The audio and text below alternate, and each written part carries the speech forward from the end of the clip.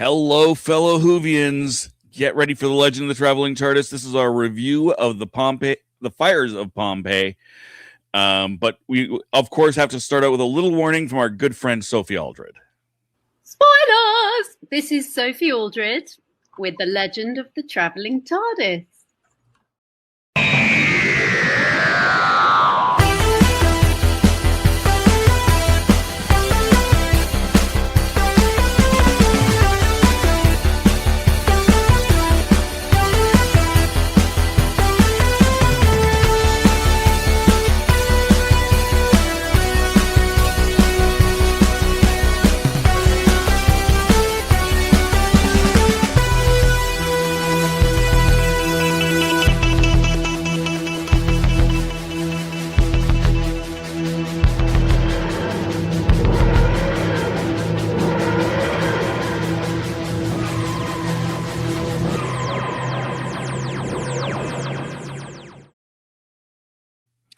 Hello and welcome, fellow Whovians, to the Legend of the Traveling TARDIS. How y'all doing today? It's showtime. That's right, Dan. It is showtime. We've got a great episode for you today. We're back to the reviews, back to David Tennant, and back to the fires of Pompeii, starring two companions and two doctors, but not really. Oh, hi, Christian. This is really weird. The banner's not coming down when you're on. So I'm just like, oh, weird. Oh, I bet I know why. Look up in the corner. Oh, you know what? You don't have me soloed. Okay. So if I go like this, you know what? Let's do that. There you go. All right. That'll work. I see you. Just like, look, it's me. So the banner did come down. I'm like freaking out because the banner's not going down. I'm just, what the hell? No, that explains a lot. Okay, that explains why it was still up. So for those who aren't watching, we got a big crowd today. So Christian's going to be producing. He's going to be off in the corner right up here, but that's where I was. So if I see, this is where I am right now. Yeah. So if Christian drags and drops, he'll go up here. just drag your camera to this spot. Okay. Well, before we do that, I got to do the sip. Because our show is sponsored by Coffee Shop of Horrors, and today's little blue. I was doing the sniffing thing for a while, but I was like, I'm going to drink this. The Nut House. This is hazelnut cream. So, guys, we're selling this over at most of the conventions that we're going to be at. Definitely the conventions we're going to be announcing today. But here's to you guys. Can't wait to come back down for another visit so we can have some good coffee. There you go. Swing. You're not coming back. What's going on? Okay, you just grab your window and then you drag it to my grab little tiny window and it switches it like that. Okay. There we go. And voila. Poof. This is not. Now you're off in the corner. I am. Good. Into the corner, you. Yeah, get the microphone. Got microphones. We got microphones. You can still talk. All right, let's get back to who else do we got here? Let's move on. She's cracking up in the background, so let's bring in Melanie. Yeah. Whoop. You go ahead. I brought her, then you took her out. There we go. We're a professional podcast, everyone. I just want to make sure everyone understands this, even though my hair's all janky. Yeah, we're a professional grade. That's smart that we are putting Christian in the producer spot, as he can effectively click and drag very, very well. Hey. So this will be a ride. He's gonna operate this podcast, this stream, as well as the doctor does with the brakes on the TARDIS. Oh my I need God. a drink. Let's go. Wait. I'll have a half a drink. Beverage time. It's a pineapple squeezy you get from Walmart. You know, a little squeezy. Stay hydrated. Sorry. I got a good bottle of whiskey upstairs. I'll just let's go. Oh wait, I'm kidding. Let's go. Go. Who else is back here? Who else is back here? In the shadows. In the shadows. Mm-hmm. Yes. Let's see who do we have in the shadows. We've got our good friend Tom, Reverend Amagon. There we go. Heyo. Hello, I'm not touching any buttons. I may shadow produce afterwards, but What? Oh, he froze for a second there. I didn't. Oh, better close out these. We're gonna have a Thomas great day. felt We're gonna my have a pain. great day. He knows how much trouble this produce being the producer can be on the background. So. Produce in the U.S. is definitely causing some issues. Yes, specifically lettuce, but produce in general, not great. Don't get the bagged stuff. No, it's particularly Taco Bell. Yeah, it's like particularly Taco Bell, Taco Hell, Taco smell. But anyways, who else do we got? We got the Candyman. Candyman, where are you? There you are, my friend. Candy. All I'm going to say is Christian's coffee explains everything about us today. Welcome to the Nut House. Accurate. Yeah, I'm doing well. We're hitting our 4 feet away from the UK. Yay. Ooh. So another 30 degrees up, 30, 35 degrees probably tomorrow. It's going to be hot. And we don't have much aircon in the UK. So if is I start the jet melting, stream bringing all the heat up there? I think it's the El Nino, Okay. which is just causing havoc at the moment. Goodness. I just want you to know what Florida feels like every now. Yeah, I know. I've been to Florida, but at least it rains at 4 o'clock in most days. Mm-hmm. It's true. We don't. And then we have a sauna afterwards, but still. I heard about that, Mark. I heard about that. This is really weird. The reason why your guys are having heat stroke is because you don't have enough pollution. Is that what I'm hearing? Probably because we don't get I London heard smog anymore. London smog anymore. So for some reason, not got any filter. I didn't know that, Melanie. Well, I heard it's not the big thing, Melanie. But what happens is when they have pollution, it actually reflects back the heat. So when that pollution dissipates, the heat comes down. So it's just like I heard about this and said, is that for real? I'm intrigued, but kind of also suspect. So unless Bill Nye says I'm right, and it makes sense. But the other problem is all the pollution. What else does it cause? Yeah. Yeah, exactly. It's like best of both evils, isn't it? Really? Yeah, I'm not saying it's a win. I'm just saying that's just odd. Either you burn to death or you get poisoned by death. There you go.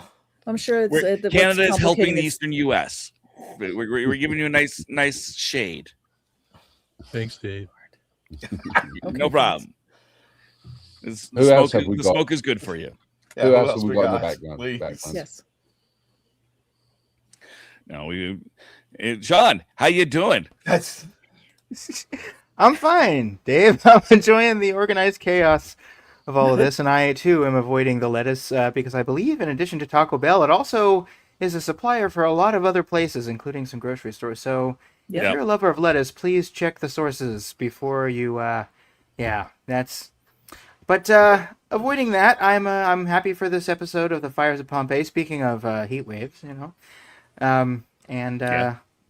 I think I don't know. I thought it was hot outside, and then I watched this episode, and I'm like, I think we have it pretty good, So that's just me.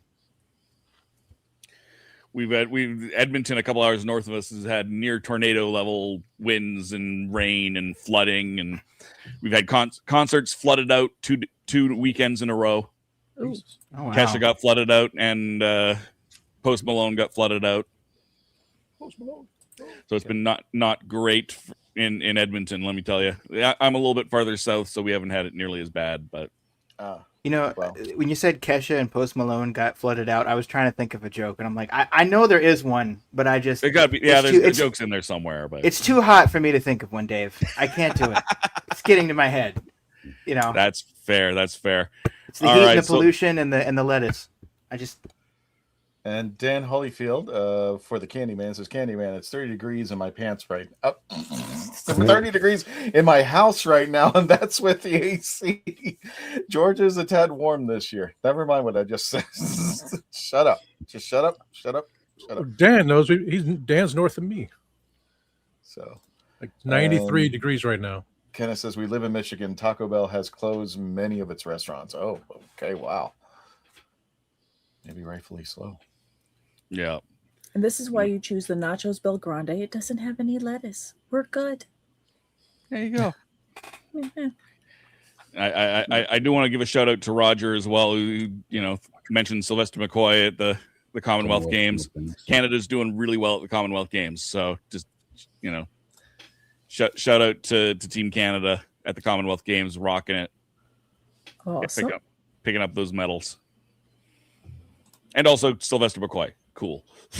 Go Canada. With a travel cone on his head. Awesome. Yeah. Yeah. All right, but let's get this thing rolling. We've had enough chaos. So let's bring in Gadget and do some Who Knew News, shall we? Yes.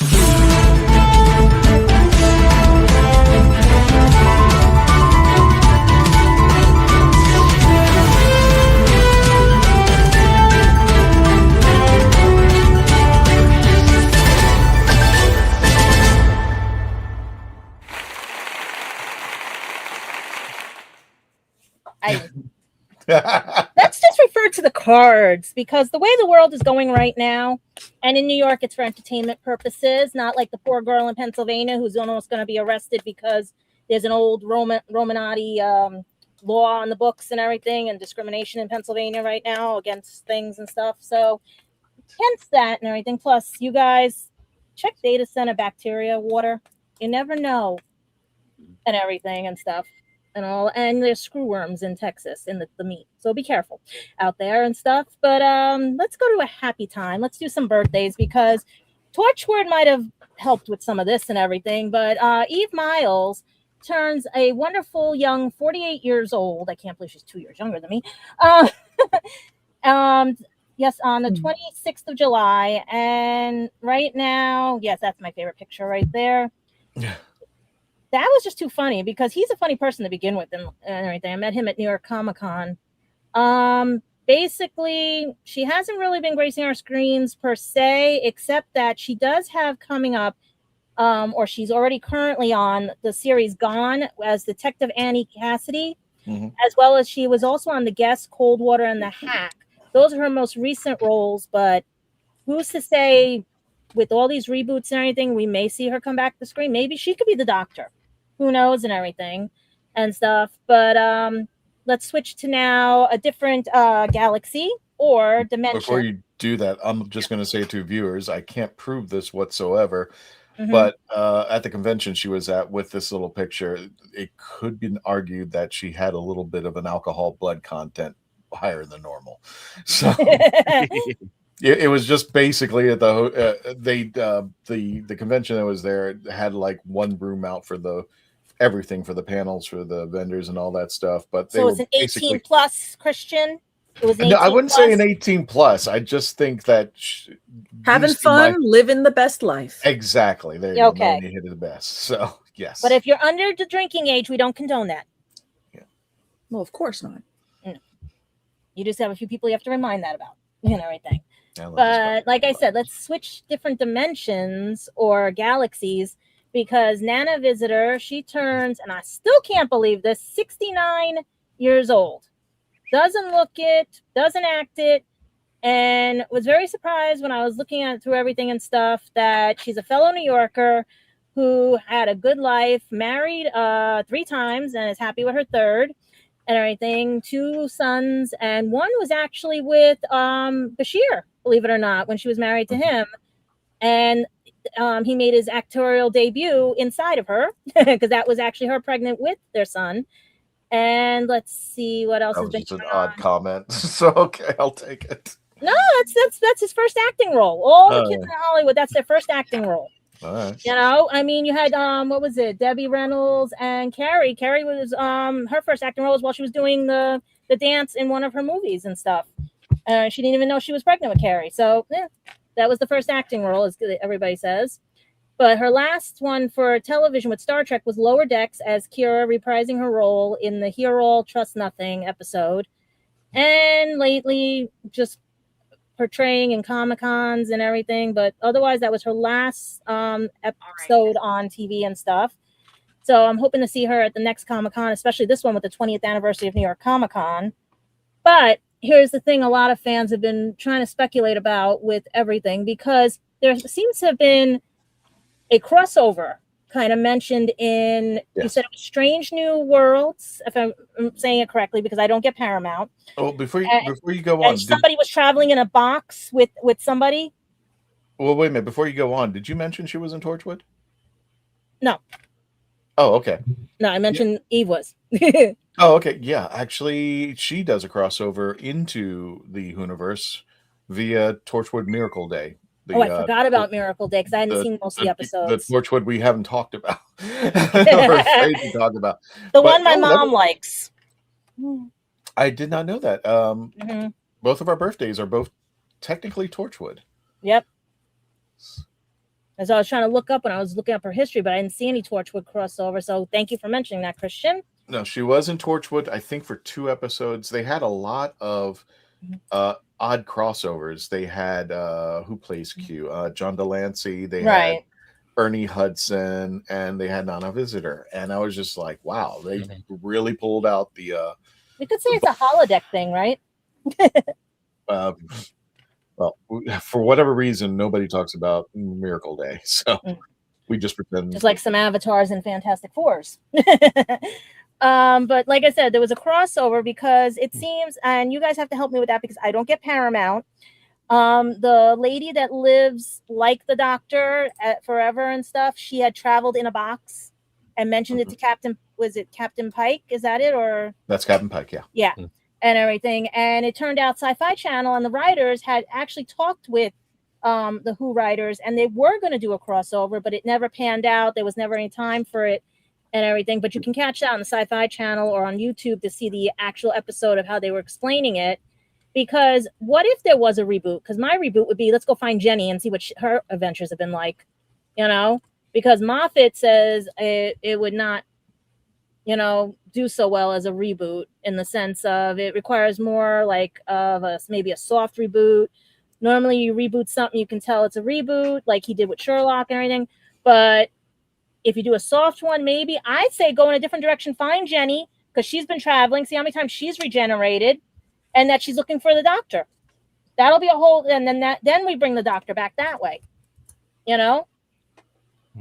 I still like my other theory of having them rewind time and everything and go back, But that's another story. But who's to say? Because, we don't know. And especially with everybody throwing their hat into the ring for Tender, especially BBC announced they were. And then at Comic-Con, it seems that Dean Devlin was approached, and it seems his production company, Electric Entertainment, seems to be putting their hat in the ring if they can find out if they can transfer because it's a different system format from PAL to NC. I can never pronounce that, and I was also a videographer. the PAL to conversion and everything. So we'll see what happens, because I would love to see Dean do it, because I met him with the past when we had, if you've seen our pictures with him and stuff from years ago. Very nice guy, loves Doctor Who, and I think he would do it justice and everything, especially what he does with the librarians and the Ark and Stargate. Let's see what happens, with that. But also, because I know I'm stalling on that one. I'm not going to say that until last. But those of you in the BBC community, and I know Candyman has spoken about this before and everything, but you guys don't like your TV license. And I understand why, because looking at the way it's set up, looking at everything and stuff, according to even some of the people involved in this, they said that it's dropped by 80% of the households. They told the committee that the license fee has dropped, and TV is legally required to watch. But that's the same as cable here. I pay $400 a month for cable. How cheap is it there, Candyman? Mute, Mark. Mute. A moot. The problem you got in the UK, it's not an optional thing. You have to pay. If you got a TV, you have to pay for your license. And if you want cable or Sky or any other subscription, that's additional to what you have to pay. Mm-hmm. Yeah, because they're saying. Sorry, Karen. Yeah, because they were saying that the TV license model as a busted flush and a no longer fit for purpose. Do you see it that way? The problem is like, if people are not watching it, why should they pay for it? Mm-hmm. And that's the problem. People are realizing if they don't watch things. So when it started off, it used to be just for black and white TV and color TV. You would have two different TV license, and then they introduced it to like, okay, now you got color TV. Oh, you can watch it on a laptop. Now, anything which has got ability to show channels, so whether or not it's a PC, PlayStation, Xbox, or any of that, you still need a TV license. Oh, you're not watching BBC? Well, we're going to change it to any live TV, but BBC just gets a whole So that's why that gentleman was probably canceling all the subscriptions. They probably had it on laptops and everything. Yeah. That makes sense and stuff, because they even said here, we can and should be doing as much as possible on enforcing the license fee collection under the current model, but it's yesterday's model and it no longer fits, as we need to make a case to BBC and shift the license fee model. What would you shift it to? Would you shift it to like mine, which is a phone, internet, and TV for $400 a month? No, no, that's the thing, is it's not a like a T-Mobile or ATT subscription or Bell subscription. It's just purely for TV. So if they had like a ISP like Virgin Media or Sky, which can do phones, cellular networks, or mobiles, as we call it over here, and TV, that's a different story. But BBC doesn't have all that. It only has free-to-air channels or public service TV and radio. That's one thing they do. The BBC do a lot of radio channels in the UK. And BBC iPlayer. That's it. That's all you're paying 180 quid for. And that a month or a year? That's a year. That's still cheaper on them. But you're not getting any of the benefits. It's not like you're getting like with your connection gadget, or I don't know how it works in the US, but it's normally a package deal. So you get your Wi-Fi, your TV channels. I get all the channels except for the ones I have to pay for, like the Japanese channel or any of those other ones. I get phone and I get internet. Yeah. So with BBC, you still need to pay for your internet and your phone and everything on top of that 180 quid. Mm-hmm. Still might be cheaper because it's $400 a month here. So basically, it's just a licensing fee, which is separate from. It's like you bought a car, and now the BBC is going like, "Do you want tires with that?" So it almost also sounds like it's from an American perspective with our cable bills or even our phone bills. There's like usually a surcharge or a tax that's built into it. That can be. Do they take it out of your? Oh, sorry, Melanie. No, you're fine. I see it's for the US. We have different fees that are for, like, if it's for a phone, that there is something that's kind of built in for emergency services to be able to call 911 and all those other little things. And when it comes to the television, there are little regulatory fees that help pay for other things, which is what I'm kind of used to. And in thinking that it's kind of that's our similarity of what the BBC has, or the UK has. But if I don't pay for cable, I don't pay those fees. Yeah, we get antenna TV. But I still have a TV, and I can just use an HDMI antenna. Mm-hmm. Unfortunately, and that's the problem right now with everyone in the UK, they don't have that option. They're like, "Oh, you have a television? Give us money." You're like, yeah. No. So basically, the best way to explain it is like having a Netflix subscription, but you're forced to pay for it. Mm-hmm. How do they force you? Like, that's what I was curious. Like, do they, when you do your taxes every year? I don't know how you guys do taxes in the UK, but do they take it out of your taxes every year? No. If you don't have a TV license, you get fined, and if you don't find the thing, you go to prison. Like, if you don't have a television, you're risking prison. But people can lie about it basically. Like they can say I don't have a television and not pay it basically. And then you have people knocking on They come the to the door. and check your house Yeah. if you allow them in. Okay. That's what happened I to my didn't friend know. in Japan. Yeah, That's what I and wasn't sure about. I really that really scares me because I was watching a fellow YouTuber, Heel versus Babyface. He was describing what transpired. So he gotten I think 3 or 4 letters, and he is adamant. It's like I'm not going to pay this fee, and he's to me, from what I understand, if I'm not wrong, Candyman, 500,000 people have jumped off the boat, and they're doing everything to keep the BBC going. They're saying that, you know, if you get a subscription to which I think is just ridiculous. If you're getting a subscription to something else, then there will be a tax that goes to the BBC. And I'm just like, wait a minute, I'm paying for this. Why are you getting money for it? And I understand that happens by principle, especially what is it now, Melanie? It's like NPR, PBS. But I'm just thinking to myself, listen, if there's 2 restaurants, an A and a B fast food service, I love A. B sucks. I don't want anything to do with it. I hope they shut down. But if I go to A, I'm going through the drive-through, and then the person at the window goes, hey, some of your money is going to go to B. I'm like, I don't want any of my money to go to B. They suck. Mm-hmm. And I think that's what's come at the BBC is people are saying, hey, and this is what I understand. I feel, and this was a quote that I heard, it was just like, instead of punishing people for leaving, why don't you give them a reason to stay? That would make too much sense. And I think the BBC is now finding out. Yeah, because in the US, like in the US, if you have a television and you have cable, you automatically get the FCC regulatory fee, you get your local franchise fees, you get your public access fee, and I mean it's like, you know, one's $1.47, one's $3 and change, blah, blah, blah, you know, what have you. But the crux of it is, I agreed to purchase cable, and fine, I have to have the fees. Yeah, if I don't want to have cable and someone's not knocking on my door saying you need to give us money to fund our television, I'm like, I don't watch your television.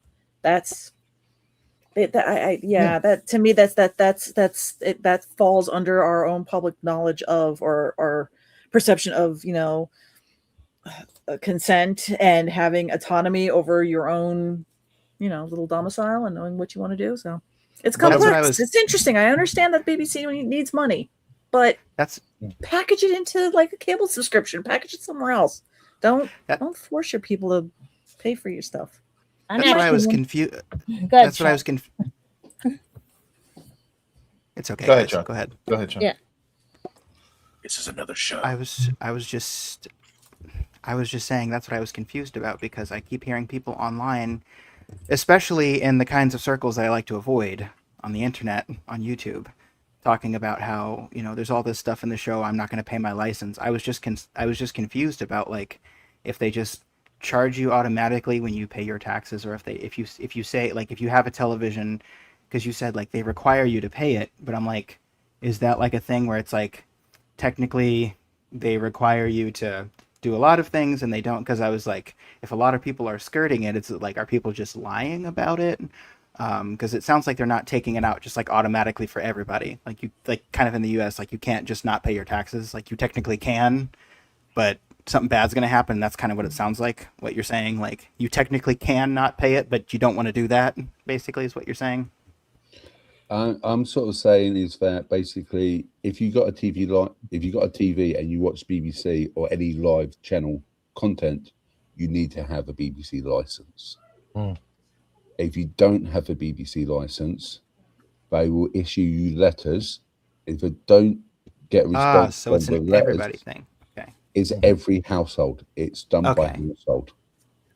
You get it from me. I'm a dumb yank, and I've always had cable, and I'm like, I don't understand. Can you explain it 5 more times? So I'm sorry about that. I just having a public service that works is something completely foreign to me. So try having black and white TV and then getting wireless cable at 12, then going to cable and everything, and you want your black, and now you're back to color but antenna TV because nothing's on cable. Try that. I think it's also something. I'm not trying to sound down this in a weird way, but I think it's now NPR, PBS, and BBC doing something that they weren't expecting. They need to grow up and get into the capitalism world, because at some point, even heel versus babyface is going like, hey, if you think your shows don't stink, why don't you commercialize them? Sponsor your own self. Get ready for this. If you think, why do you have to why do you have to grab it from people? People want to watch your content. They should gravitate to where you are, and they will spend money. They will watch. But BBC, now it's time that you need to demonstrate against, and this is a hard thing for them, but I think they got comfortable and they didn't realize, hey, Netflix, Hulu, Disney Plus, Tubi, all these guys are now competing, and they're getting the watches, and BBC's losing out. That's 500,000 is incredibly bad. And also, Dave, didn't they put out that video that said, what was it? What did the BBC ever did to us? Yeah, what has the BBC ever done for me? Which I thought was, in my opinion, was narcissistic.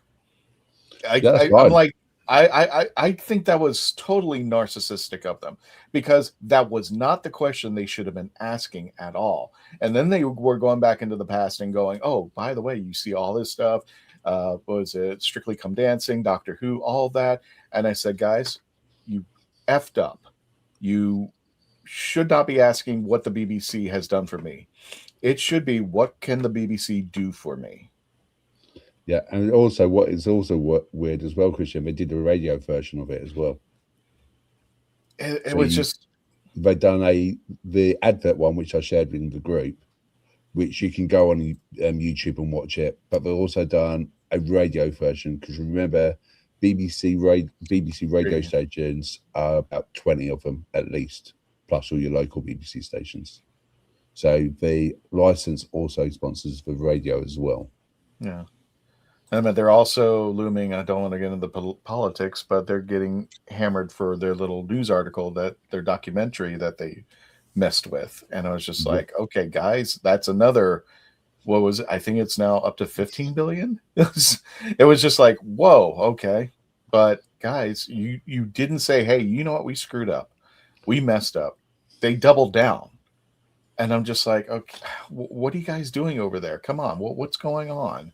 If you're going to do the news, do the news. You were the people that we focused on a lot when it came to news. BBC, for me, for the longest time, was the paramount. They were the, this is the news that you listen to. And then after they got caught with that documentary, it was propaganda. It was propaganda. I'm just like, guys, you got caught. This is the point where you either own up or you shut up, and you're wondering why people are abandoning you. But that's just my opinion on that. That's fine. Shall we move on and get back to what? Yes, I was just going to say. It depends, because what happens when Doctor Who comes back? Will it be commercials or no commercials? Speaking of commercials, let's go to commercials. And then when we come back, we will, please, because I've been avoiding this topic like the plague. I've been avoiding this topic. But I have to say it. Go ahead. You got the pictures ready, because it is about a certain convention that if people talk to me privately, I will explain a lot and everything and stuff. But those of you that have taken part in this and are not part of what I know to be fact from others, allegedly, basically the convention is still on for August 14th to the 16th in Holtzville, New York, Long Island, at the Islip Airport. Its address is 1730 North Ocean Avenue. It floods over there. Grandmother was in Holtzville. That's why I'm just laughing at this right now, too. Basically, due to cost efficient and rising prices or to run a con, because it's not the first time they've canceled on people and vendors. and went under another name too. Let's just stick with the topic. Will be indefinite hiatus after this convention, but it is not canceled because what I did say was fact and is known and everything. But yes, it is gone on hiatus, and this is when you would get. There's still tickets available. They're saying they want to make it their last hurrah and stuff. So I say, Christian, start seeing if you can get the guests right now from that and everything. But well, to make a long story short, Katie will be there. Katie will be there. I David. think. Yeah, there's going to be a there lot are of certain celebrities. Yeah, they artists. will be certain people there. Certain people will be there and everything. There's a lot of Doctor Who alumni, artists, people, authors. So if you want to check it out, this is going to be at least for right now. They're going into tender, so that they're going to be on hiatus. Yeah, they're going to after have this Eric August, Lucen, Mark Ayers. They're going to have Rebecca Nation. They're going to have Samir Arin, Philip Siegel, Sarah Louise Manson. Fraser always shows up. Paul Jericho, Matthew Waterhouse, Peter Davison, and Katie Manning. Okay. Plus, they said they're at Rob Sherman will be there. Jane Goddard, Jason Ellery. Brian Solman, Keith Barnfather, and just a lot. My favorite person, John Peel. You can go to the website if you want to check them out. You can go on their Facebook page and purchase tickets if you want. We just want to express that they will be having a show this year, and this will be it. And then they're going to go to a hiatus. Well, they're going to tender. Yeah. Right. So without further ado, let me go ahead. I'm going to go ahead and just add a couple more things to the Who News real fast. First of all, we did miss a birthday. This is Zion Kiros. Wow. So Zion, there you go. And Dr. Doom is right behind him. Happy birthday, our very own Zion Kiros. Thank you for all that. We get your butt back here and start doing some reviews and stuff. No, he's having more fun out there. Also, a couple days ago, as of 1980, Caddyshack has become the movie 46 years old. That scares the hell out of me, Melanie. Why? And unfortunately, we were going to do something at Ancient City Con because the restaurant is right next door to Ancient City, and I just found out a couple days ago that last month was their last day, and it kills me because the whole shopping plaza is being bought out. But regardless, happy birthday to Caddyshack for their 46th birthday. Good grief. It's been that long since we returned to the shack out there. And on a personal note, I just want to thank Sophie Aldred. Our friend Sean Levy came up and he brought me that book right there. And this is the actual book itself. And this thing is damn thick. And we'll provide the link if you want to check out the book for yourself. It's the Ace Jacket, the Inside Story. There's like tons and tons of things going on over here. And if you're kind, you might be able to get Sophie to sign it with Sean. And they're visiting here. So without further ado, I'm going to go ahead and wrap up the Who Knew News, and we're going to come back with Dave. We're going to review the episode The Fires of Pompeii, and we'll get to the Doctor Who poll at the end of that. So without further ado, Dave, you can go ahead and tell me when to hit a button. Go ahead and hit the button, Christian. Push the button. We'll be right back. We'll be right back.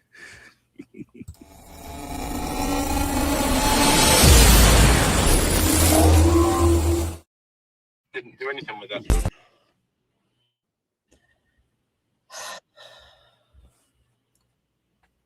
Well, we're waiting. I didn't listen to that voicemail. I'll tear open that letter you sent. Don't you tell your friends I want you back. I gotta leave you now and unread, because you've already said those words that switch my heart to dead from loving you. So you'll stay ghosted and I'll stay focused. I'll sew in close. The spell stays unspoken. A dark silhouette of a marked man, and I'm broken. Right down. I didn't listen to that voicemail. A tick-tock, that story you sent. Don't you reel me in to get me back. So what's your favorite Western? Is it this one or maybe one of these? Is it a revisionist Western, an anti-Western, or maybe it's an all-time classic? Whether your favorite Western is in black and white, vibrant Technicolor, a spaghetti Western, a neo-Western, a comedy, or maybe it's only really Western in spirit. Whatever it is, this is the podcast dedicated to determining the top 100 Westerns of all time. Every second Monday on YouTube, Spotify, and Apple Podcasts. It's Horses on Film.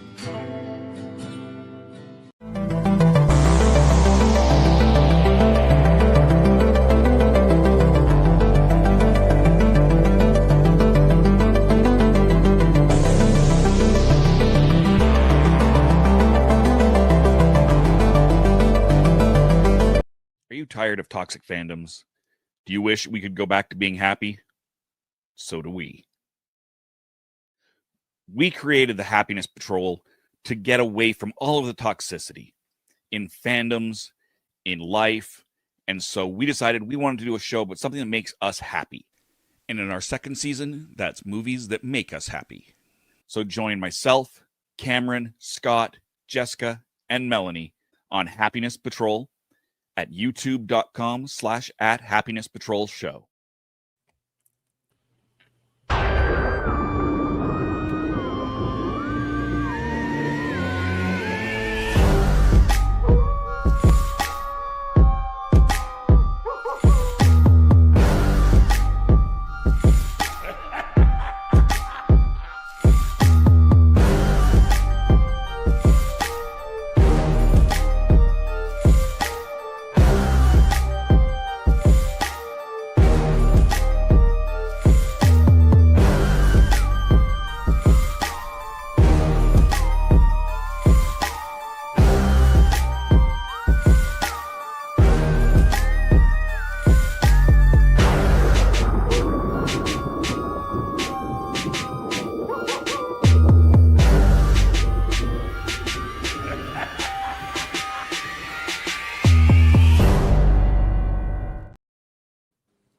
Hello, my name's Sylvester McCoy. Welcome to the Legend of the Traveling TARDIS. And we're back. Welcome, everybody, to the Legend of the Traveling TARDIS and our review of the Fires of Pompeii. What was that? Oh, just laugh. Okay. Hello. We're going to have a great discussion now. We kind of got a little bit sidetracked. It took up a little bit more time than I would have liked on the in the news. That's okay. So let's get into this. And I will start with Tom. What is your rating 1 to 10 TARDISes on Fires of Pompeii? A little. Holy crap! I forgot something was mentioned. I forgot what I was going to say. Okay, why was Thor crying? I'm going to ask you that question. What's your number, Tom? It's a 1 through 5, right? 1 through 10. 1 through 10. That's what I thought. I liked it, so I'm going to give it a 9.76. All right, that's a good rating. That's a good rating. Sean, how about you? I gave it an 8 out of 10. Excellent. And Melanie? 8 out of 10. Excellent. I thought I was special. I'm sorry. Oh, you're very special. I heard Sean. I'm like, I want to be in the same club as him. Oh, okay. Oh, that's nice. Bestie. That's very sweet. Okay, I feel better now. Okay. Yay. Candyman, what about you? 7.9. 1 Not foot quite. out of the club. Not quite. You all overbid. What? It was a good episode. Gadget, what about you? 10. I liked it because of all the stuff. All right. Because we get to see something in there too. And Christian, what about you? 8.5. 8.5. Excellent. So for those who aren't around, we do this TARDIS is 1 through 10. We'll start giving us one thing that we really liked about it, one thing we really didn't like about it. Starting at the bottom, which is surprisingly Mark with a 7.9 as the bottom of the barrel. One thing which is really good about it, the storyline is fantastic. I can't knock the storyline. I just think it's gone a bit dated. So if you watch it now, I think if they remastered it, I think it'll probably put up the numbers to about 9. And that are we going through? I know we're almost running out of time, so that'll be my quick points, and we can discuss it later. Move on to someone else. All right. Well, then let's we'll work our way backwards through the 8s and go Melanie.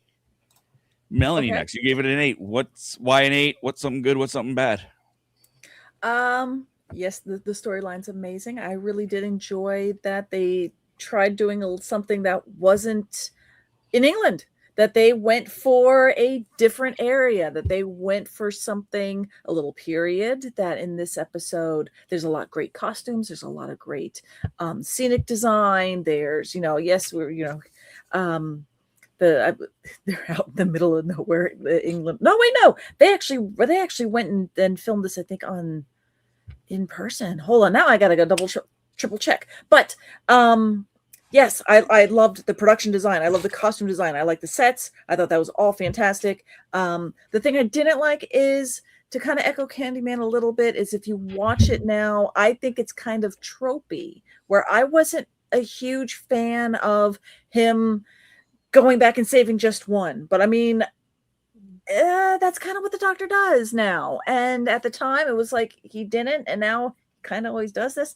So now it's just kind of a kind of, this is kind of, I have a tendency going forward, referring whenever he does that to the, he's pulling another Fires of Pompeii thing. But again, that's just me. It's just it's the beginning of the trope. I just like the fact they had a Radio Shack back then. Right. And it's an 8. It's not like this is a bad thing. This is the only bad thing I could pick at ish. Maybe. All right. Now I got to see where it was filmed. Sorry. Go ahead. That's fine. Yeah, I'm curious. Now that you've mentioned it, I'm curious. I'll bring it up in a minute. All right, that works. Also with an 8, Sean. Why an 8? What's good? What's bad? Yeah. Before I do that, I want to ask, how late are we actually going today? Are we about to be done? About 10 minutes. Yeah, we're gonna try and keep it. We're trying to keep it to an hour-ish, hour and a bit. Okay. Well, then, super fast. Yeah. So, I guess I'll start with what I didn't like, though, because it's almost perfect until we start to get to the 50-60% mark, and then we get the scary monsters as the mechanism for why the Doctor had to destroy Pompeii. I don't think we necessarily needed that. I think the gears could have worked okay for that. I think or the little they could have been making a circuit board or something in there that was going to cause destruction. But I guess the monsters put kind of a manifestation on it. It did put a little bit of classic Doctor Who silliness on it. But the reason why I think it's redeemed to an 8 is the good thing, which is this episode's very important, because it sets up, as Melanie said, the whole thing of, I don't want to do this, I have to, I wish I could save them, I can't save them. This, going forward, even though it's in the 4th season, going forward with Matt Smith and even Peter Capaldi, this is the episode that really laid this out, I think, and it hits so hard because this episode is so harrowing, it's hard to watch at the end. Every time I watch it, I forget how horrible the scenes are with the eruption at the very end, but it has everything. It's got the time travel aspect, it's got the scary Soothsayer and what he soothsaid, and I think it really, I think it brings it all home with the please save someone. The Doctor doesn't need to say the whole, I'm so conflicted because sometimes I don't want to give myself false hope. You can see it on David Tennant's face. Catherine Tate's perfect, and I think it redeems it all and makes it really important. There we go. That works. See, that wasn't so hard keeping things brief. Can Dave, I for me, that's painful. That is rewriting my entire biology. You like going on, I know that, and I'm very sorry. How dare. Okay. Filming locations. The 2 studio locations were in, and I'm going to butcher this, Treforest and in Rome. And on location, yes, they went to Mount Vesuvius in Naples. They did go to Cardiff. They were in Gloucestershire. I can't understand. Oh Lord, there's a Welsh name in here, so I'm not going to attempt it. And of course, they were in our favorite Tarf's Well quarry. Yes, that's enough. So they were all over the dang place. So, and some of it was in Italy. Everywhere. Don't do that, Mel. Thank you for that, Melanie. We appreciate you that. gotta be careful with that. Yeah, we appreciate all that. No, those little details help, right? Yes. Kristen, you gave it an 8.5. You jumped ahead of the curve on this one. Why an 8.5? What's good? What's bad? 8.5 because one of the good things I really think was the strength of this was the relationship between the Doctor and Donna. the Richard Donner cut. Yes, it was that relationship, that dynamic, that she is now understanding what we have been seeing in him through his head. Like, I have to make this decision. I have to do what is right. And, the self-proclaimed Time Lord hero that comes out, and it's like, it's either this or everybody dies. So you finally get to see an inclining, and you see what we've always loved about companions in the past. They balance out the Doctor. They're the ones that say, hey, you know what? And I to me, Melanie, I did love that scene because it's like, don't save everybody, just save somebody. Mm-hmm. Just save something through. And that to me is when you start to see the Time Lord victorious kind of just peeking out, where he has the heart of all the devastation that he's ever come across throughout his time, throughout every galaxy, throughout every death, one person or millions of people. He's seen it. And here's this typical human going, just save somebody. Not just everybody, just one family. And plus, I do like Peter Capaldi. So if you want to see these two doctors together, this is the only time that you kind of see them right now. Other than that, the bad part was, I did get a little hokey at times. Also, don't forget Karen Gillan showed up in this one. This was kind of her first adventure. Mm-hmm. But I don't really have any bad parts. It does kind of get campy, but that's the charm of the Doctor Who. It starts getting campy, and then when everything starts kicking in, it goes further south, and then then we come to the ending and the resolve. I really don't have something bad about this. This is really good Doctor Who. Maybe 8.5 was a little low, actually. But it's an episode I'd watch again. This is an episode I recommend. This is an episode I would recommend to somebody who has never seen Doctor Who. If you say, hey, here's my top 10 list of gatewaying people into Doctor Who, this would be one of them. There you go. No, and you can change your rating. If you want to say this on reflection, this is better, go for it. I'm committed. So 8.5, I'll stick with it. All right. And that's not a bad rating to begin with at all, right? No, no, this is not a bad episode. It's not a bad rating. No, exactly. Tom, you gave this a 9.76. 7.6. I had my own Mount Vesuvius eruption. Everything fell. I found him. Yeah, as a 9.76. Better than a 6.7. 6.7. There we go.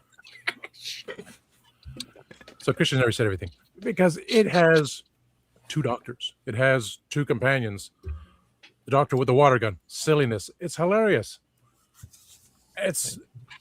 Yes, I would recommend it because, and of course, as Christian said, with Donna saying, at least save them, because can't save everyone. Mount Vesuvius is going to happen. People are going to die, but at least them. Have your heart. It's a TARDIS. You're not going to. Yes, I'm not expecting you to save everyone, but you made friends with them. You saved them from what happened beforehand. At least save them from this. They can, it's not going to change history. So it was very important. Of course, leads into the futures. Like when the 12th says, "Why this face?" Spoilers. You haven't figured that out. So the silliness, the bit of darkness, Karen, the Soothsayer says what? I don't know. Jean Grey. Anyway, so yeah. 976. There she is. There's Karen. Yay. I think that's actually the only thing I didn't like about this episode, and it's not the fault of the episode. It's just the way that things came out. Was that it was? Why do I remember this face? I was never comfortable about that because that actually meant that the Doctor, in some form or fashion, could actually manipulate his regeneration. That's what I loved about the regeneration. It was a lottery, So I never kind of appreciate. I kind How of. do you get sixes? They never explain it, and two different people. There's actually a comic book that I saw that the Sixth Doctor. Here's the comic book that I was reading. It was the Sixth Doctor and Perry, and she noticed they came across what was a it? Guard. Yeah, the guard that looked like the Sixth Doctor, and she's going like, they look alike, and for some odd reason, the way that they wrote it in the comic book is that they are not alike because they're completely different. Even though they look alike to Perry's eyes, they are completely different people, and that's how they distinguished them. I thought it was a great attempt, but I would disagree with you, Christian, on that one, because then you got Romana, who decided to choose what she looked like. Mm-hmm. I got what you're saying, but I always thought that was this distinction between Time Lords and Time Ladies. That the Time Ladies could actually, at the time before all this happened, the Time Ladies could manipulate their regeneration, where the Time Lords, the male version, could not. So, but didn't they do that with the Third Doctor, when the Second Doctor basically and the Third Doctor and the Time Lords choose what the Third Doctor looked like? That's a good point. I'm just pointing out there. I'm not. No. I'm just saying when it comes to them, when it came to the Self Time Lord, they could not arrange it. Maybe the Time Lords had something. I meant the Sisterhood of Karn. They had Starbucks beverages that could manipulate what you were doing. So maybe they did perfect it, but they got to choose. Whereas opposed to if the Time Lord does it himself, aside from being female. They were on their own, but I mean, it is what it is. Canon is all over the place. It's Doctor Who. There is no such thing as canon. It's all canon. Everything and nothing is canon. Canon blew itself out of the water. So. There you go. And it just adds to the mythology. And if it contradicts itself, so be it. It constantly is contradicting itself. So anyways, that leaves us with the 10 gadget. What's why a 10? What's something that's good? What's something that's not so good? I gave it a 10 because, like, when I first saw it, I had commercials, I had Disney XD and all the other stuff. So finally getting to see it without commercials or anything, I was laughing at the translations. I was laughing at the other things. Finding that we have a companion and a future companion, future Doctor. Spoilers and all the other stuff. It was just funny in how the story actually flowed, and the reason I liked it was because it brought the Doctor back to humanity. It's finally like where he's supposed to be. Like, I'm going to start saving again. He got over Rose. He got over everything. He basically is like, I'm just going to save somebody, and I'm gonna, because she gave him back his humanity, even though he's Gallifreyan, but. I love how the house gods after, and I just love the campiness that was going on in there because I was watching all the little things, like you see Karen in the corner as they're trying to kidnap Donna back. Like, I was laughing more than anything. It was like a comedy of errors. That's what I was watching, like a Greek tragedy, but actually a revival. And it's funny how Loki is hosting the thing on Hulu about Pompeii with Disney Plus. Instance that we picked this episode around the same time. Just coinky dink. Coinky dink. I don't believe in coincidences. Yeah. Especially the cards. 3 of Pentacles. Dave. Dave, well, what did you do? What do I give it? I give it an 8.5. I came into this thinking 8, but I kind of, like Christian, I'm like, you know what?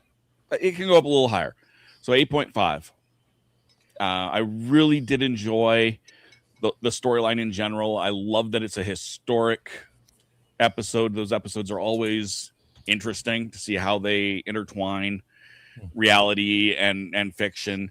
I loved that the Doctor had to cause the explosion of Pompeii and the death of all these people. I think that was a meaningful and heavy thing. The aliens were a nice touch.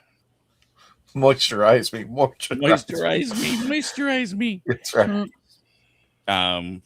Discuss, as part of this, and the Soothsayers all breathing in the dust of the aliens and of Pompeii. Coffee. It was really well done. The Soothsayer plot was a lot of fun. It's another view into the vortex, into the time travel subplot of the entire series. There's traveling through time and space, and then there's being able to peer through time and space. And I think that's a really neat thing that we don't get to see very often. The one thing I didn't like was the augur, Lucius. That guy. Oh, I just pushed the button. We both just pushed the button. Go ahead. There we go. I want you to relax, dude. I want you to relax. Gary Busey? I had it there because I knew the picture was there, and then I knew it was there. I couldn't stand him. It's Jake Busey. He always seemed like something smelled bad, and not the sulfur of the volcano. Well, he had a stone arm. I mean, he was hard, Yeah, like I just did not like him as a character. That was one of the things that brought this down for me. I think the stone tablet circuit board was kind of a really neat, and they could have gone into that a little deeper than they did. But I did like the premise there. I loved it. I mean, we're watching this in reverse. I love that Karen Gillan's there. I love that Capaldi's there. But taking out that they are a future companion and a future Doctor, they did really well. Karen Gillan just has a good soothsaying presence there. She's ultimately a minor character, but still feels important. Capaldi is a major character. He's important. He has a little bit of goofiness to him, but still a lot of weight. And I really enjoyed his performance. The man is a terrific actor. He's terrific. He's a terrific singer. He's a terrific everything. Let's just be honest. The man is amazing. And I do like that they had a feel for the family when they first started out. This is a normal life, normal day in Pompeii.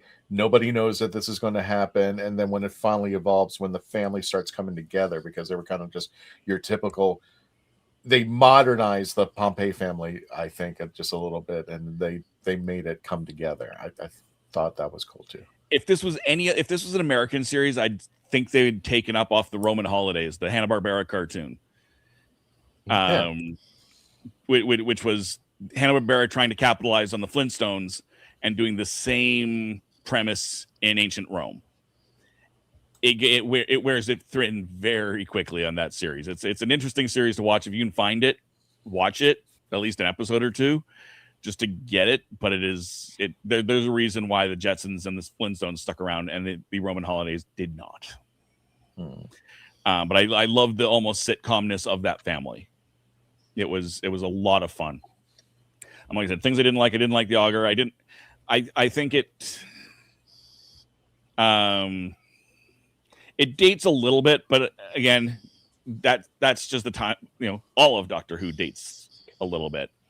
I really don't think it was little details, nothing specific that brought it down for me. It just didn't bring, I don't start at a 10. It didn't bring it. You have to earn a 10. And I didn't feel it earned a 10, but I think of a strong 8.5 with a different augur, I think it would have been a solid 9. But it is just, it's a great episode. I agree with Christian. This is an episode that's easy to recommend to non-Whovians. I think it gets overlooked a little bit. Just because there's no big, it's a monster of the week. There's no Daleks. There's no Cybermen. There's no one we see again until Capaldi becomes the Doctor. It's an average episode that is done really well. So I think it gets overlooked a lot in those top episode lists, but I think it definitely belongs in there. Yeah. So that's kind of my thoughts on that. That's everybody's thoughts on that. In fact, that is that and we came in just over an hour, which is where we want to be. Why don't we go around? Oh, sorry. Go ahead, Christian. Well, no, there were a couple of. I didn't jump in, but if I'm jumping in, there were just a few things that come up. Of course, if you go to our YouTube channel, the YouTube poll, the question was: aside from Christmas, what other holidays should there be a Doctor Who special for? And look who is taking the big lead on this one. So, is it Halloween, New Year's Eve, Easter, or is Christmas just good enough and that's all you need to be? Halloween takes a 71. Wait a minute, Mark, how popular is now Halloween? Is it finally growing up? It's getting there, but it's still not as big as the US. Okay. So 71% of our audience says we need a Halloween special, and a Halloween special it is. Would you be happy if they added? I know they had one Halloween special, but I was disappointed because all it had was Halloween, the name, and for about 5 seconds you saw Halloween, and that was it. Nothing else after that.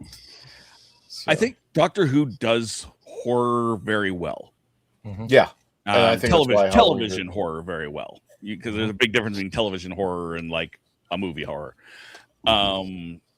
It does it very well. I don't think we need a Halloween special because we can just have a spooky episode. Mm-hmm. If that spooky episode happens to air around Halloween, all the better. But I don't think we need a Halloween special, big giant air quotes. What is funny, I know this is going a little bit off topic, but when we get when everything was released at the same time, we used to get our stuff 6 months later from the US, so stuff like Buffy, Smallville, anything like that. So every time like Halloween, Thanksgiving, or Christmas special would happen in like spring or summertime in the UK because of the scheduling. Amount of time I used to watch Buffy's Halloween episode at like Easter or summertime because it was just 6 months out of date. Oh, the delay. But back in the days of a delay, yep. Yeah. Dave, I'm going to disagree. It's not that I don't think it's... I kind of like the fact that we have Christmas specials because we know that episode has to do something with Christmas. Either it takes a place around the time of, or it involves something that is Christmas. And I know what you're saying. Yeah, every Doctor Who episode could be a Halloween episode, depending on which. But I like the fact that it kind of maybe, if it centers around it, it could be more of, the Celtic Ireland, or, the history of how trick-or-treating started, or something around Halloween, or maybe there's like a crossover monster that, Dracula or Wolfman or the Mummy. I just think if it were more Halloween-centric, I think people look forward to something that kind of pulls the needle over. You don't find it too much in New Year's. Easter, they had one. It was the Planet of Death. Is that the Dead Planet? Oh God, it was Christina de Souza. Oh yeah, we got the double-decker bus in the desert. Yeah, that would have been a better title. The double-decker bus in the desert. I'm now trying to. Happy Easter. The Planet of Death, or Dead Planet, or the Planet of the Dead. Planet of the Dead. Oh, never mind. So, but I meant like Easter came up for one mention, and then he ate the rabbit ear, and that was it. That was the Easter special, and it came up on Easter. It was the orange chocolate bowl. Yep. I just gotta say, we were in the. Oh. Yeah, I have it somewhere too. When we were in the. Sorry. No, go ahead, John. Go. When we were in the Chibnall era, I just gotta say, like, you're talking about the different special ideas and stuff. It's just like, man, when they said like, oh, we ran out of ideas for Christmas specials, I'm like, you guys, we have all of time and space. The whole planet. I mentally punched a hole in my screen. I'm like, dude, really? You can't find anything at all. Seriously. Go back to Honestly, Germany I think they ran and out of ideas with Dr. Mysterio. So it's like go back to Germany in the 1800s, man. It's like that's just Earth. Like, I don't know. Go to Mars. I don't know. Think something. But Isn't it Halloween lovely? special would be cool. Tom, they had a Christmas Carol, which was awesome. Tom, did you mention an orange chocolate ball? Yeah, the one I have for like 3 years now, and it disappeared with the avalanche. Right, just don't mention that who makes them, because otherwise Melanie might have a heart attack if they're orange and round. And my heart just hiccuped. So anyway, my stomach just growls. Love Terry's chocolate orange. We did a review of Bernice Summerfield, The Plague Herds of Excellus, and we asked the YouTubers, and they were opposite of us. For those who have heard it, what's your take on the Big Finish audio? 41% said it was great. 12% said it was okay. 18% said it wasn't that great, and 29% said, "What the heck are you talking about?" So, yeah, almost a majority of them said it was great. And I know our reviews were really ripping that episode apart. So, anybody have any comments about how our audience took that episode? For the ones who I liked it. I'm glad they loved it. I liked the episode, so you know, I thought it was great, and I agree with the audience. The audience vindicating me. Okay. I should listen. You said the audience didn't like it? No, the audience did like it. Most of the audience did like it. We were okay. Well, then I should shut up then. I'm glad that they did. I'm glad that they did. Yes, I'm glad they liked it. It had some good spots. I think I was just not the best in show, but yeah, they don't. Big Finish does not write and record just for moi, so we're good. I thought But they they should. They should. I prefer that. I mean, so, well, without further ado, Dave, where would you like to go next? Do you want to go ahead and wrap her up? Let's wrap her up. Why don't we go with? Do you want to do where we're going for conventions and whatnot? Yes, and definitely make sure you come to. Oh, wait. Let me take the banner off so people can actually read it. Come to Epic Verse August 21st to 22nd. It is a Friday, and I think it opens midday, so just keep in mind. 21st and 22nd of this coming month. Free entry, free parking, and we will be there selling our coffee, our barbecue sauce, and the guys, I haven't told them yet, there might be a third sponsor. Let's see. So without further ado, make sure you get in there. It will be taking place on 522 Dog Track Road in Longwood, Florida. And our next stop will be with Melanie and the Daleks of Florida. This will be The Legend of the Traveling TARDIS over at Ancient City Con, September 25th through the 27th. Get your tickets now. Get your rooms now. And sadly, we will not be eating across the street. I wanted that to be our a go-to place, like our little thingy, but I guess we're gonna have to find another location. The problem is where we're at, Melanie. I don't know if you've ever been to Ancient City or the hotel we're going to be at. You have to. It's not like there's an off ramp. You actually have to go through an entire neighborhood to get to this location, and it's at the end of the neighborhood. I think it's kind of like the Four Seasons. If you ever been there in Disney World, it's like you have to go through the World Golf Village. Yeah, you have to go through Golden Oak to get to the Four Seasons Hotel. So it's the same thing here. But it's worth it. AncientCity.com, and get your tickets now. And also make sure you give yourself some additional days to check out the city because it is beautiful, gorgeous, awesome. It's something to be beheld. I'm hoping I retire there a new day at the World Golf Village Renaissance Resort in St. Augustine, Florida. And one more thing, Candyman, please read this off because I don't want to make sure I don't miss anything about this. You can do that with a microphone, actually. Terrible. I am not there today. I am so sorry. I'm just sitting there trying to cool down, just drinking, and I don't want you guys to hear me slurp. You know what I mean? So yeah, we got a lovely former host or presenter on this show called Jessamine. She's just recently got married, so congratulations to her. She's now trying to create this new Doctor Who event with a couple of famous Doctor Who stars: Joe Martin, Sylvester McCoy, Kate Manning. Wendy, I can't pronounce the name. Hadbury, and Michael Troughton. That's going to be. It's called Parallel World Events. You can get your tickets. It's going to be in November time, and I think it is in some sort of house near Telford, in Shropshire. I think. If I just go, if I can read it bigger. Yep, it's the 100 House, Norton, near Ironbridge, Telford, Shropshire. That's how you pronounce it, Shropshire. So, are yep. Are you going to be there, Mark? I'm not sure, because that is the completely opposite direction of where I live. So I don't know at the moment. It's like going from like East Coast to West Coast, basically. But Well, England's smaller. We may not have representation there, but we want to support our girl, Jessamine Humphreys, now Jessamine Campbell. Congratulations to Mr. Excuse me, Mr. and Mrs. Campbell. This is Jessamine's first outing to do her own. I think it's both of them, but yep. Jessamine is involved, who was a former panelist on here and did recently get married. So Gallifrey Gatherings, a Doctor Who celebration. Check it out and tell them the Legend of the Traveling TARDIS sent you to there. So that is all the conventions that we have lined up coming up. Excellent. Now let's see where we can find everybody else. Let's just start below me. Gadget, where can we find you?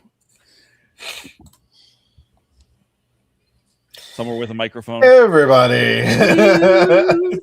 Anywhere, everywhere. Lulu.com, guys. I need the money because this Saturday I'll be at the Bronx Anime and Comic-Con convention on the other side of the Bronx at Olmsted Avenue. I also will be at Anime NYC later in the month and possibly New York Comic-Con in October. Hopefully anything else right now, but isn't popping along. But please, guys, Lulu.com. I need the money because jobs are scarce.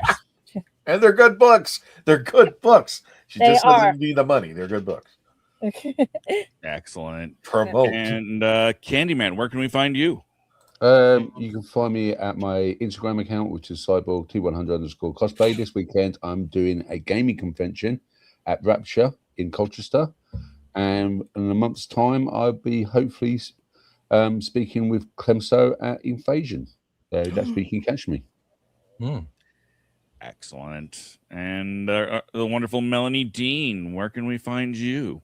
You can find me on Instagram at Pieces of Melee. I'm also on once in a while, like Happiness Patrol, or we're going Earth Station Who. I'll be there as well. So both of those are once a month. So little fun times to be had. Excellent. And Sean, where can we find you, my friend? You can find me on YouTube at Our Philosophy Is 9119. I just kind of do whatever on that channel usually. Usually I talk about science fiction or philosophy things in a queer-friendly space. I haven't really been posting much recently, but when I have, it's been about random thoughts that I have. The last one was about George Lucas, Star Wars, and the presumption of success. So if that interests you, then head over there. And feel free to contradict my opinions, because a lot of the time I change my own opinions on things pretty quickly when it comes to movies and stuff, because you know how that goes. But yeah, head over there if that interests you, and thanks. Excellent. And Tom, Reverend Amagon himself, where can we find you? Hiding behind a donut. Okay. Making one donuts. If you know, you know. You can still find me on youtube.com at Reverend Amagon. Whether I do another talk show, only time will tell. But you can still catch me on doing a show, making snack reviews, stuff like that, and clean up the avalanche eventually. Excellent. As for me, you can find me all over the YouTubes. You can find me every other Monday on Horses on Film, youtube.com/@horsesonfilm, talking the 100 best Westerns of all time. Occasionally, Melanie pops on there. This past week, we had Nick Smith on, talking Man of the West. So it's a great show. Even if you don't like Westerns, come check it out. First Thursday of every month, so that'll be, I think, next Thursday, I believe, is Happiness Patrol with Melanie Dean. youtube.com/@Happiness Patrol Show. And we are talking Teenage Mutant Ninja Turtles. Which one? The original 1990. The original 90s one. Yeah, that's better. Okay. Yes, that's better. And whether we liked it or not, you'll have to tune in to find out. Dum, dum, dum. Spoiler. The show is called Happiness Patrol. The season is called Movies That Make Us Happy. So at least one of us liked it. Wah, wah. So you'll have to see what everyone else had to say about it there. You can also find me in between all that on my own channel, youtube.com/therathole, DOTCA. That's therathole.ca. But YouTube does not like URLs in their URLs. And that, ladies and gentlemen, is our show. Awesome. I want to just give one shout out to our friends. I got this book. Thank you, Sean Levy, who also co-created this book. It is Ace Jacket, The Inside Story. I will try to provide the link for this on our social media, but I want to personally thank Sophie Aldred and Sean for signing it. Actually, Sean and his family are here visiting Disney, and he made sure to bring this with. This damn thing is heavy, Melanie. That's awesome. This is awesome. Like, look at. I was just like, okay, they got a few things. Full color too. Full color. And not only that, I felt bad because he handed it to me and it was raining out. I'm just like, God. Yeah. So I wrapped it up into like 3 bags and tried to get it out of there. So still good. Yeah. Still good. So thank you so much, Sophie Aldred, for that. Don't forget to check out that book. And also don't forget to check out before you leave. You have to subscribe on our social media, like, share, subscribe, comment. If you weren't here during the time that we went live, you can go ahead and post your comments and tell us what you think about the episode, The Fires of Pompeii. And last but not least, thank you. And last but not least, we are going to have a surprise guest coming on, but surprise no more. I'm going to pronounce this right. It is Chan Chipo Chung Tho, if you pronounce it right, but it's actually Chipo Chung. She will be with us 5 a.m. Eastern Standard Time, or for you blokes in the UK, Candyman time, 10 a.m. Lucky you guys. She'll be on to interview, talk about her time. I'm in pajamas. Exactly. It's going to be an interesting interview in pajamas. We'll have a slumber party. The lovely Chipo Chung, who's been on the show twice as Chanto, and the mysterious woman who tells Donna she's got a thing on her back in Turn Left. This is she's going to be on next Tuesday. So we won't have anything Tuesday night, but we'll definitely have something in the morning. And if you want to live chat with her, by all means, come on in. So without further ado, anybody else have anything before we say goodnight? Just the prayers for the people in Japan right now in the prefecture, that 7.1 earthquake. I'm just waiting to hear from my friend if she's okay. That's right. For those of you in Japan, we hope... Why isn't this flipped? Sorry. I'm trying to... There he is. Took a while. So for those of you in Japan, all our love, thoughts, and prayers. I hope everything turns out okay. It's kind of weird hearing about earthquakes because Melanie and I are in Florida. And when we heard an earthquake was in Florida, I'm like, what? this thing kind of happens? Yeah, so we had them in New York too. Mm-hmm. I know. I just like, okay. I mean, it's rare. And somebody said, did you feel that? I'm like, no, I didn't feel a thing. So, well, without further ado, everybody, make sure you say goodnight to Simon on the way out. Please take care of yourselves. Thank you all so much for joining us. Again, Chipo Chung will be with us this coming Tuesday at 5 a.m., 10 p.m. on the UK time. And with further that, we're going to be saying goodnight, Simon. Until the next adventure, Tony! Night, Simon. Night, Simon. Good night, Simon. Night,